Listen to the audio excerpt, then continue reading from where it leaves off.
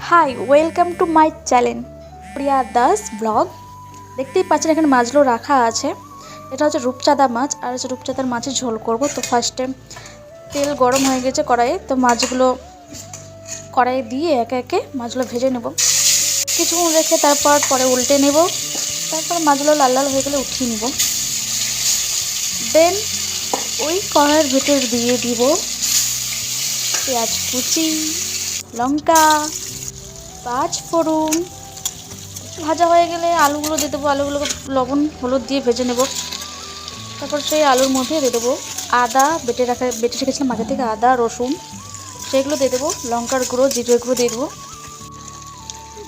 কুচানো টমেটো দিয়ে কিছুক্ষণ কষাবো। কষানো হয়ে গেলে দিয়ে দেবো ওর মধ্যে আগে থেকে বেটে রাখা সর্ষেটা দিয়ে বেশিক্ষণ ভাজবেন না, নাহলে তিতা লাগবে। তারপর দিয়ে দেবো গরম জল। জলটা ফুটে আসলেই আলুগুলো সিদ্ধ হয়ে গেলে দিয়ে দেবো মাছগুলো। তারপর কিছুক্ষণ ঢাকার পর মাছগুলো দিয়ে তারপর নামিয়ে ব্যাস হয়ে গেল। আর ভালো লাগে চ্যানেলটি সাবস্ক্রাইব করে দেবেন।